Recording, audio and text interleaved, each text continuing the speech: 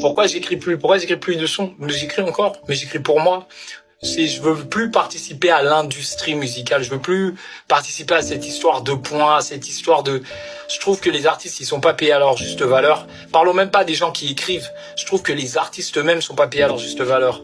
Je trouve que Spotify, j'adore écouter sur Spotify, mais je trouve que c'est une grosse arnaque.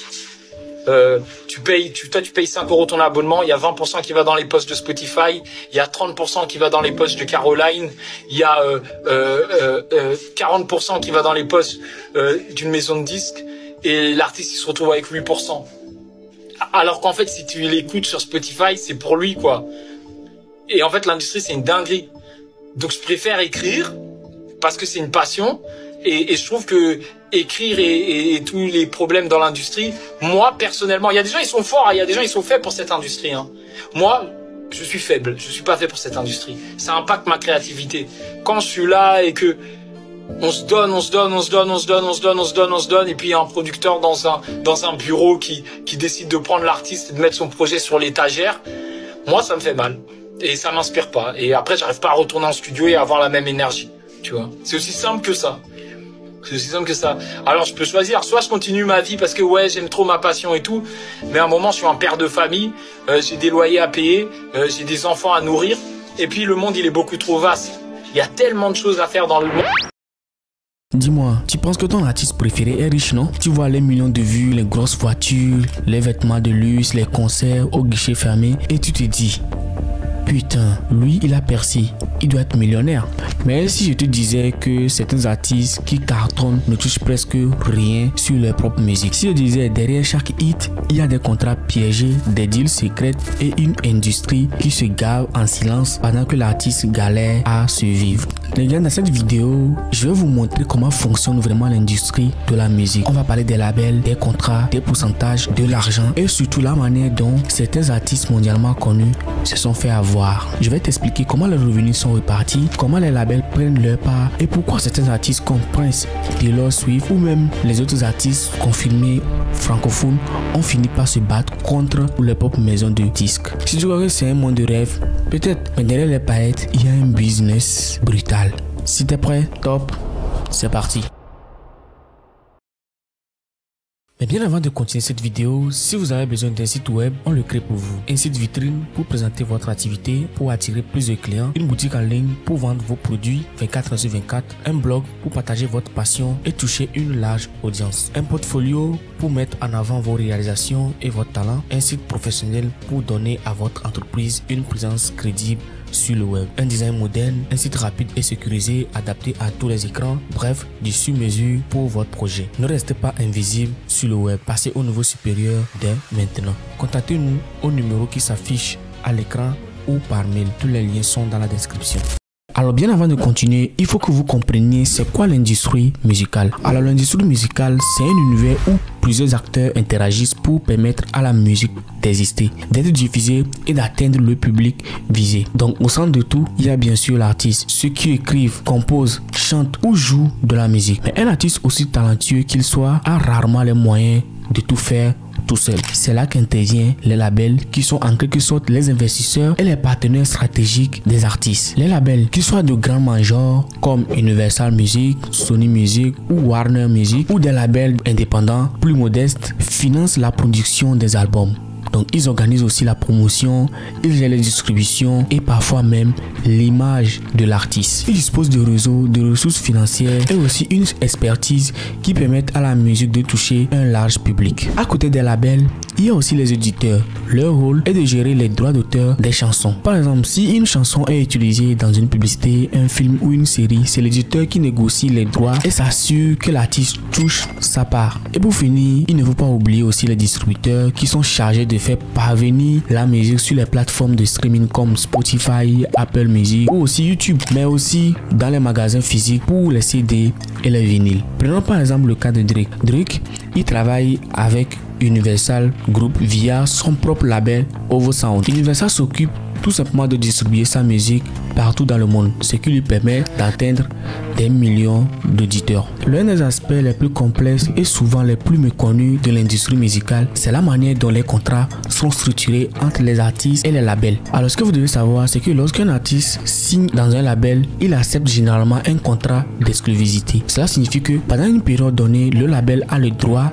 d'exclusivité de produire, distribuer et promouvoir la musique de l'artiste. En échange, le label prend en charge les coûts de production, de promotion et de distribution, mais il garde aussi une grande partie des revenus générés par la musique. Alors ce que vous devez comprendre, c'est que la répartition des revenus varie selon les contrats, mais dans la plupart des cas, le label garde entre 70 et 90% des revenus, tandis que l'artiste touche entre 10 et 30%. Cela peut sembler peu pour l'artiste, mais il faut savoir aussi que le label, il prend des risques importants.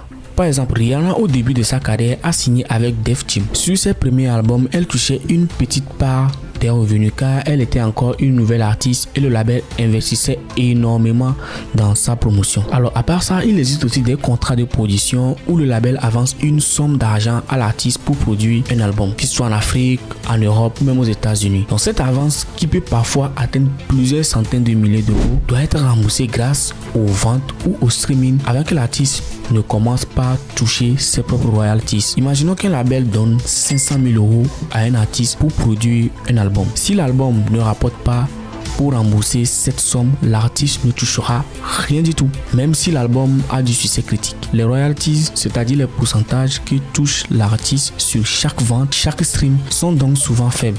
Par exemple, sur Spotify, 1 million de streaming rapporte environ 4 000 euros. Si l'artiste a droit à 20% des royalties, il ne touchera que 800 euros sur ce million de streams. C'est pour cela que beaucoup d'artistes cherchent à négocier de meilleurs contrats ou de devenir indépendants une fois qu'ils ont acquis une certaine notoriété. Contrairement à ce que l'on pourrait penser, vendre des albums ou générer des millions de streams n'est toujours pas la principale source de revenus des artistes. Aujourd'hui, le streaming représente la majorité des revenus de l'industrie musicale, mais il en est en réalité peu lucratif pour la plupart des artistes. Par exemple, Spotify paie environ 0,004 € par stream, tandis que Apple Music paie 0,01 €. Cela signifie qu'un artiste doit atteindre des millions de streams pour espérer gagner correctement sa vie grâce au streaming. Si nous prenons par exemple le cas de The Weeknd, le rappeur américain, en 2020, son hit Blinding Lights a généré plus de 2 milliards de streams. Cela lui a rapporté environ 8 millions d'euros.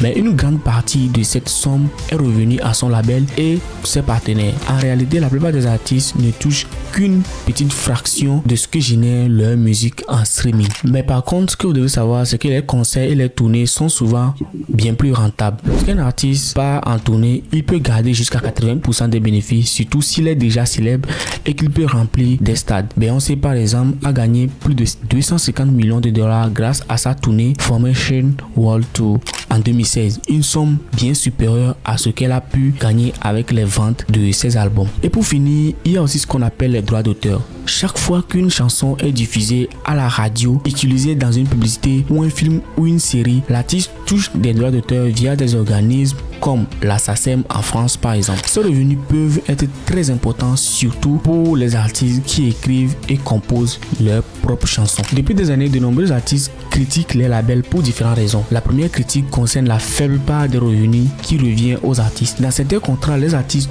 touchent moins de 15% des revenus générés par leur propre musique, ce qui peut sembler injuste, surtout quand on sait que ce sont eux qui ont créé le contenu. Taylor Swift, par exemple, a dénoncé publiquement son ancien label Big Machine Records parce qu'il détenait les droits sur ses premiers albums et refusait qu'elle en reprenne le contrôle. Elle a même décidé de réenregistrer ses propres anciens albums pour en récupérer les droits. Une autre critique concerne les avances non remboursées. Comme je l'ai expliqué au plus tôt, si un album ne rapporte pas assez pour rembourser l'avance du label, c'est l'artiste qui perd les avances. Le groupe TLC légendaire dans les années 90 a vendu des millions d'albums mais a dû se déclarer en faillite car elle ne touchait presque rien après avoir payer leur label et rembourser les avances. Certains artistes dénoncent le manque de liberté artistique imposée par les labels. Donc ils arrivent que certaines maisons de disques imposent un style, une image ou une direction musicale qui ne correspond pas à la vision de l'artiste, comme par exemple comment s'habiller, comment se tenir en public, sourire forcé même si tu n'as pas envie de sourire en public, comment répondre aux questions,